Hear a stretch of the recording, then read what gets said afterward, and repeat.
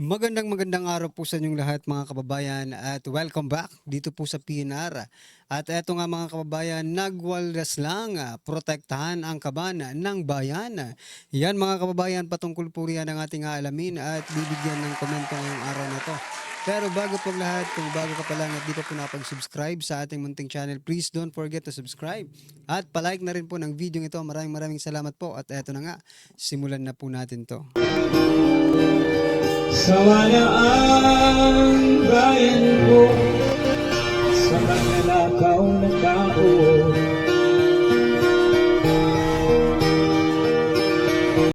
So yan mga kababayan, bago po natin muling i-play ang video ito, pasadahan po muna natin ang mga nagtitrending na mga balita dito po sa mundo ng social media. At unahin na nga po natin itong sinasabi nating nagwaldas lang. Ito sa thumbnail po natin, nagwaldas lang.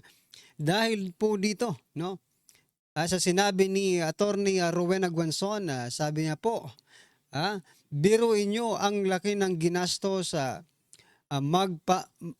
magkapirmahan lang tapos binalik lang sa inyo. Nako po. Ito po mga kababayan ay patungkol sa impeachment complaint, no? Impeachment case na inain ng Kamara.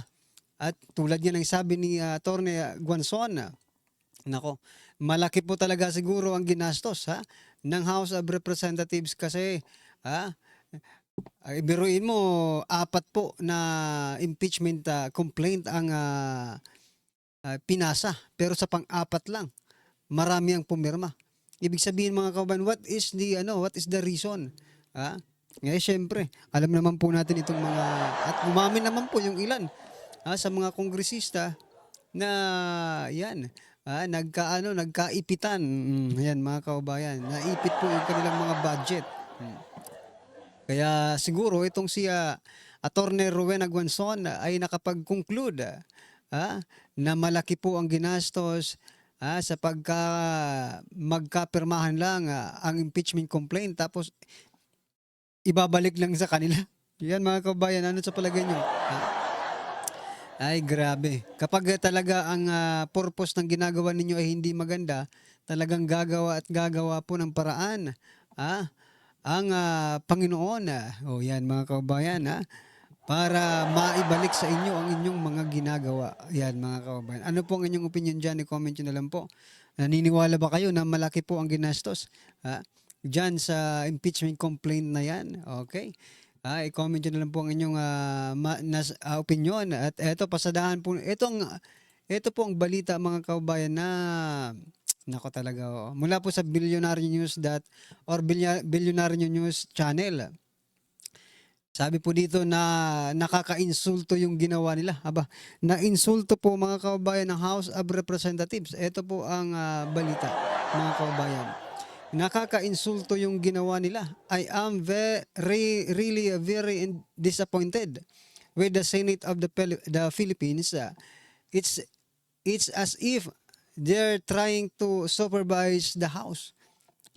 Ano bang masama doon? Diba? Kung isusupervise ng Senate ang House, mas mataas naman ang Senate kaysa po sa House of Representatives. Di ba?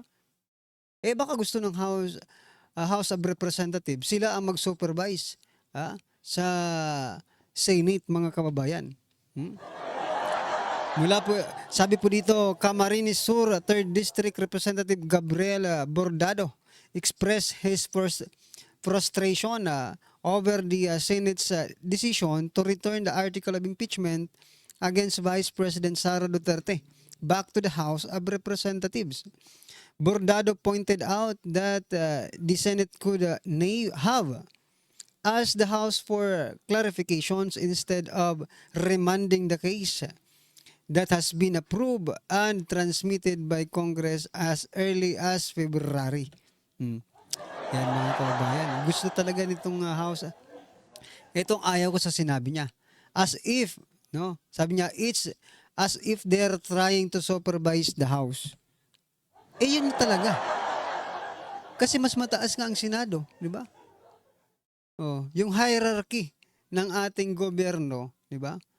House of Representatives, Senate, Vice President, and the Office of the President, mga kababayan. Yun eh. So ano ngayon? Anong pinuputok ng butsi niyo? Ayaw niyong sundin, 'no? Ayaw niyong sundin yung, court order ng, House, Senado, 'di ba? O ito pong sabi ni Senator Chis Escudero, mga kababayan.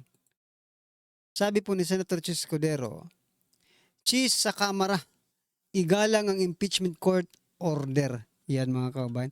Igalang nyo ang order ng impeachment court. Ayon po yan kay Senate President Chis Escudero.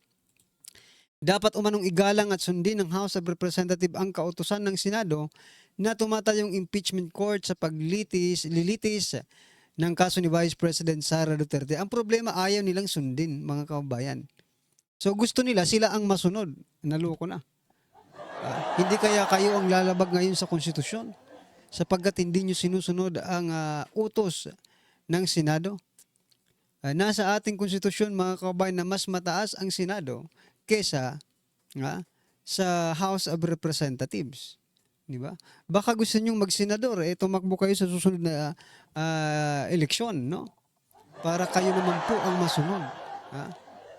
Hindi yung kayo ang susundin ng Senado. Yan, mga senador pa talaga ang gusto nyong sumunod sa inyo. Anyway, nasa tamang pag-iisip pa ba ang House of Representatives, mga kababayan? Sa kanilang gustong mangyari na sila ang sundin. Di ba? Sila ang mag-supervise sa Senate. Anyway, ano pong inyong masasabi dyan? Eto pa mga kababayan, si Romualdez, pasadahan din po natin itong si Romualdez. Sabi po ni Romualdez, sa araw ng kalayaan, di lang pag-aalala hindi lang pag-alala, kundi pagprotekta rin sa kinabukasan. Nagpaalala si House Speaker Martin Romualdez sa kanyang mensahe para sa ika-127 anniversary ng Araw ng Kalayaan nitong Huwebes. Kita nyo na yan, mga kababayan. Protektahan sabi niya, di lang pag-alala, kundi pagprotekta rin sa kinabukasan. Nako, wala na pong kinabukasan. Totoo lang. Baon na sa utang ang kinabukasan ng Pilipinas. Paano pa magkakaroon? Ang kinabukasan ng Pilipinas ay magbabayad ng napakalaking utang. Yan po ang totoo. Ngayon, paano nyo po protektahan ang kinabukasan ng Pilipinas? Sa bagay, protektado na ang kaban ng bayan eh. Wala na po. Nasa kalinaliyata. Nasa mabubuti ng kamay yung kaban ng bayan, mga kababayan. Kaya wala nang kinabukasan. Anong kinabukasan ng sinasabi ni Speaker? Kung yung 200 pesos na wage hike bill, hindi nga maipasa-pasa. Dahil sabi ng presidente po sabi ng mga economic team ng presidente, it is not feasible, no? Hindi po kaya. Malulugi po yung mga kaibigan, no, ni President Bongbong Marcos Jr. ng mga bilyonaryo. Kaya yan. Walang protekta. House Speaker, no? Sa inyo pong pamumuno, walang proteksyon ang kaban ng bayan. Ito pa mga kababayan, pasadahan din po natin itong sinasabi ni President Bongbong Marcos Jr. sa Araw ng Kalayaan. Sabi niya po, ang totoong kalaban ng kalayaan ay ang pagiging manhid sa hinaing ng taong bayan, manhid sa kalagayan ng ating kapwa, manhid sa kapakanan ng ating bansa. Tama. Lahat ng sinasabi dito ni President Bongbong Marcos Jr. ay back to you, Mr. President. No? Bumabalik eh. Manhid naman talaga kayo. Hindi nyo pinapakinggan ang taong bayan, no? Nang sinabi ng taong bayan na please, wag po nating ipadala si former President Duterte sa ICC kasi inilalabag po nito ang ating kalayaan bilang isang malayang bansa. Anong ginawa ninyo? Manhid po kayo. Kalagayan, manhid sa kalagayan ng ating kapwa. Opo. Pataas na po ng pataas ang mga bilihin. Anong ginagawa ninyo? Manhid po kayo. manhid sa kapakanan ng ating bansa.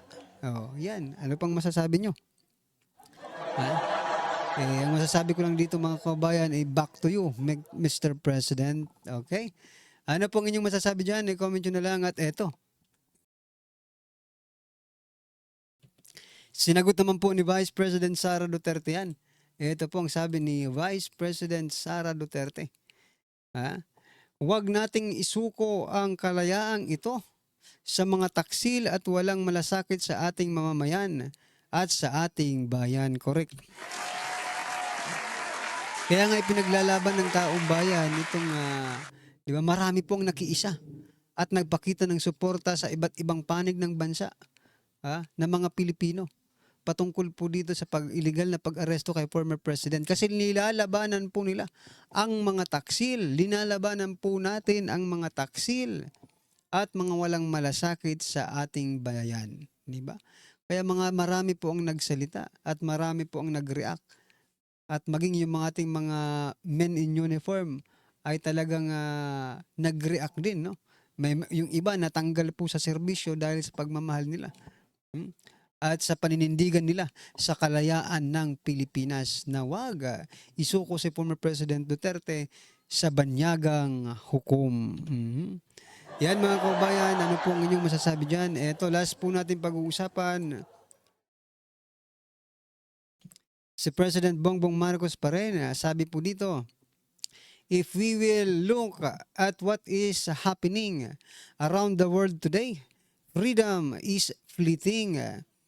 Fake news, misinformation, herd mentality can erase our way of life, our culture, our value system that we hold so dear. Yan mga kababayan.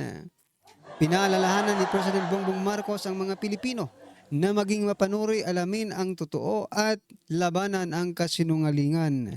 Ito na naman po ang masasabi ko dito mga kababayan. Back to you, Mr. President. Sino ba talagang nagsisinungaling?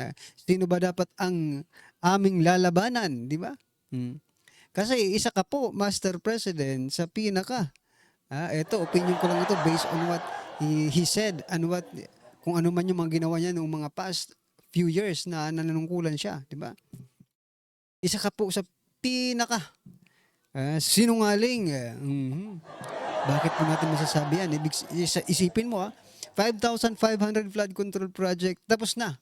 Tapos binaha tayo ng ganung di ba? Tapos ano pa? Yung walang pumasok na may barel, may armas doon po sa KOJC compound. Nakita ng tao bayan, lahat nakita po namin, di ba? O ano pa? Hindi makikipag-ugnayan ang Pilipinas sa ICC. Ayun, kabaliktaran na naman po. Nagsinungaling na naman po. At ngayon, pinaka-latest mga kabayan, hindi kami makikialam sa impeachment na yan, no?